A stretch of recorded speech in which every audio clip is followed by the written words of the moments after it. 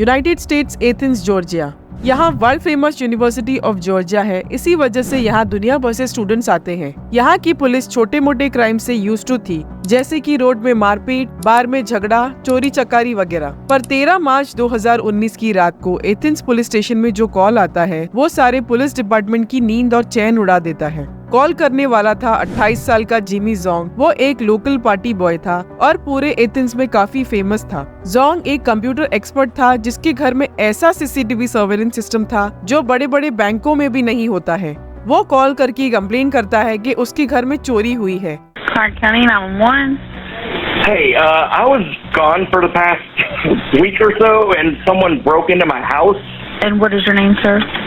It's Jimmy Zong, Z-H-O-N-G. और उस चोरी को लेके जोंग काफी परेशान था। जोंग बताता है उसके घर से $4 लाख की चोरी हुई है, जो कि इंडियन रुपीस में बनते हैं लगभग 3,33,00,000 रुपए। If you had an approximate amount to say the total value was for the money? Probably close to $400,000. Jong के पास इससे कई ज्यादा पैसे थे। ऐसे 3 करोड़ तो बस वो एक डिनर में खर्च कर देता था। पर वो जानना चाहता था कि आखिर उसे लूटा किसने है। इसके बाद जो होता है वो एक 10 साल पुराना केस को सॉल्व कर देता है, जो अब तक के क्रिप्टो इंडस्ट्री का सबसे बड़ा क्राइम था।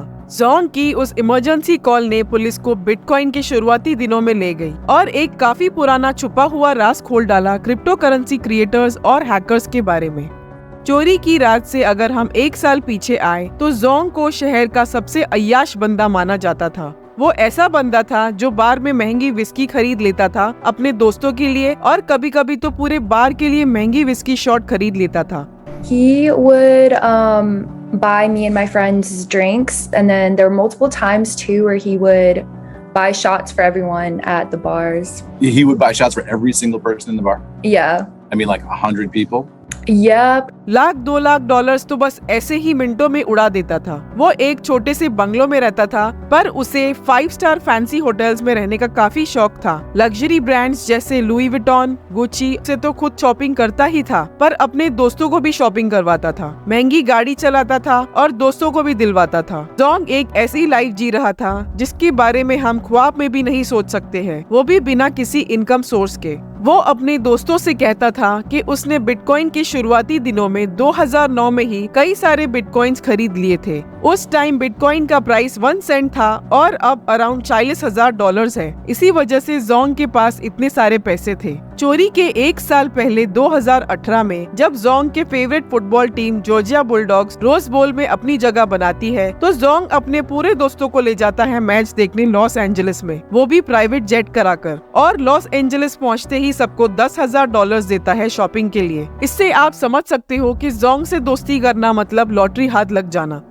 तो अब जोंग के कॉल के बाद पुलिस इन्वेस्टिगेशन करती है, पर पुलिस के हाथ कुछ लगता नहीं है। पुलिस के लिए ये पहला क्रिप्टो केस था, इसलिए वो कुछ खास प्रोग्रेस नहीं कर पाई। फ्रस्ट्रेट होकर Jong local private investigator hire कर लेता है जिसका नाम था रॉबिन मार्टिनेली। रॉबिन एक फॉर्मर पुलिस वाली थी और जोंग का केस सॉल्व करने में काफी इंटरेस्टेड थी। वो जोंग के घर पहुंचती है इन्वेस्टिगेशन करने। जोंग उसे बताता है कि चोर ने $4 लाख चुराए हैं और 150 बिटकॉइंस। 150 बिटकॉइंस वो टाइम में लगभग थे $6 लाख। तो टोटल $10 लाख की चोरी होती है, जो बनते हैं अराउंड 8,30,00,000 रुपए। रॉबिन कई बार पूछती है जोंग को कि इतने सारे पैसे कहाँ से आए। जोंग जवाब देता है कि वो एक बिटकॉइन इन्वेस्टर है और उसने ये सब बिटकॉइन से कमाए हैं। उसने वो पैसों को चिमनी के पीछे प्रॉपर छुपा के रखा था और कहा कि बहुत कम लोगों को पता था कि उसने वहाँ पैसे छुपाए हैं। वो लोग जोंग के घर की सीसीटीवी फुटेज चेक करते हैं तो उन्हें चोर दिखता है, पर उसने चेहरा ढका हुआ होता है। चोर को पता था कहाँ से अंदर आना है और पैसे कहाँ हैं। तो ये साबित होता है कि चोर जोंग के दोस्तों में से ही था।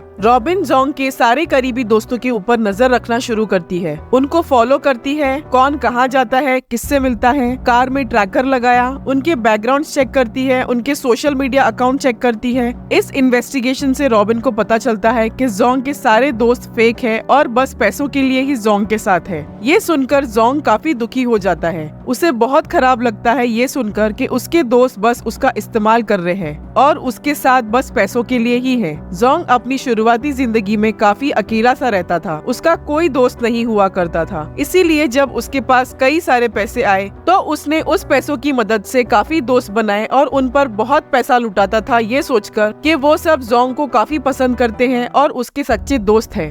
तो अब जोंग के घर चोरी हुए कई दिन बीत गए, पर ना तो पुलिस के हाथ कुछ आया और ना ही रॉबिन, जो जोंग की प्राइवेट इन्वेस्टिगेटर थी, उसके हाथ कुछ आया। 2012 में सिल्क रोड नाम की डार्क वेबसाइट से 50,000 बिटकॉइंस की चोरी होती है। सिल्क रोड क्रिप्टो की शुरुआती दिनों में काफी पॉपुलर था। यहाँ क्रिप्टो की बाइंग और सेलिंग होती थी और कई सारी क्रिमिनल एक्टिविटीज भी होते थे इस वेबसाइट में, जैसे कि ड्रग डीलिंग, हथियारों की खरीदारी और हर वो दूसरी चीज जो नॉर्मली इलीगल है। तो ये सिल्क रोड वेबसाइट क्रिमिनल्स का एक डिजिटल अड्डा था। जैसे जैसे साल बीतते गए, इस 50,000 बिटकॉइन की वैल्यू $3 बिलियन हो गई, जो कि बनते हैं 24,000 करोड़ रुपए। बिटकॉइन के ट्रांसफर चलते हैं ब्लॉकचेन में और ये एक पब्लिक लेजर है। हर कोई देख सकता है कि इतने सारे बिटकॉइंस ट्रांसफर हो रहे हैं, पर ये किसी को नहीं पता कि इनका ओनर कौन है। तो इन्वेस्टिगेशन टीम बस इंतजार करती रही और उनके सामने हैकर बिटकॉइन को यहाँ से वहाँ ट्रांसफर करता रहा। फाइनली जो इन्वेस्टिगेशन टीम इस बिटकॉइन की चोरी को लीड कर रही थी, वो देखते हैं कि हैकर ने एक छोटा सा पर काफी घातक मिस्टेक किया है।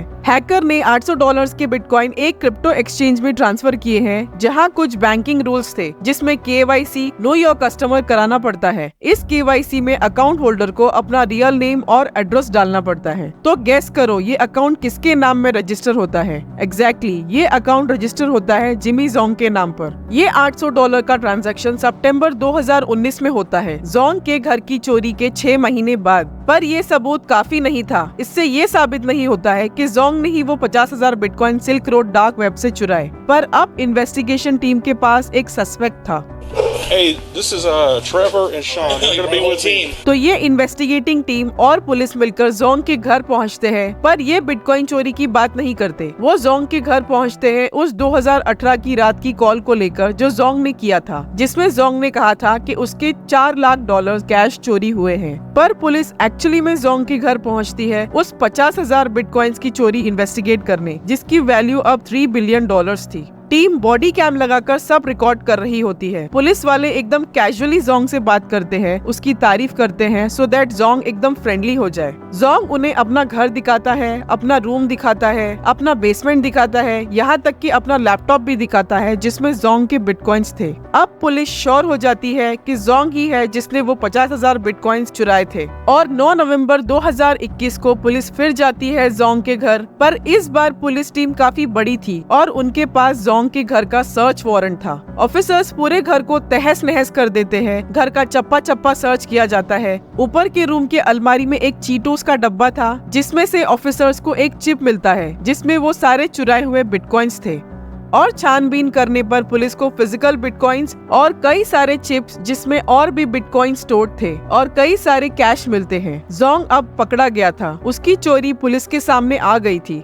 जोंग को 1 साल 1 दिन की जेल सुनाई जाती है। जोंग अब 33 साल का है और 14 जुलाई 2023 को उसने अपनी सजा शुरू की। जोंग से वो सारे बिटकॉइन ले लिया गया और पुलिस ने अनाउंस किया कि जिस किसी का भी ये बिटकॉइंस है वो आकर ले जाए, पर कोई भी सामने नहीं आया क्योंकि ये सिल्क रोड वाले बिटकॉइंस थे और सिल्क रोड में सब क्रिमिनल्स थे। तो पुलिस के सामने आना मतलब खुद को एक्सपोज करना। इसी वजह से किसी ने भी उस बिटकॉइंस को क्लेम नहीं किया और पुलिस ने सारे बिटकॉइंस बेचकर पैसे खुद रख लिए। अगर उस 2018 की रात जोंग पुलिस को कॉल न करता तो अभी वो आजाद होता अपने $3 बिलियन के साथ। आयरनी तो ये है कि वो चोर जिसने जोंग के $4 लाख और 150 बिटकॉइंस चुराए थे वो तो पकड़ा नहीं गया, पर उसे रिपोर्ट करने के चक्कर में जोंग खुद फंस गया। अगर आप जानना चाहते हैं कि कैसे बस एक 17 साल के लड़के ने ट्विटर को घुटनों में ले आया और मिलियंस में पैसे लूट लिए, तो ये वाला वीडियो जरूर देखें।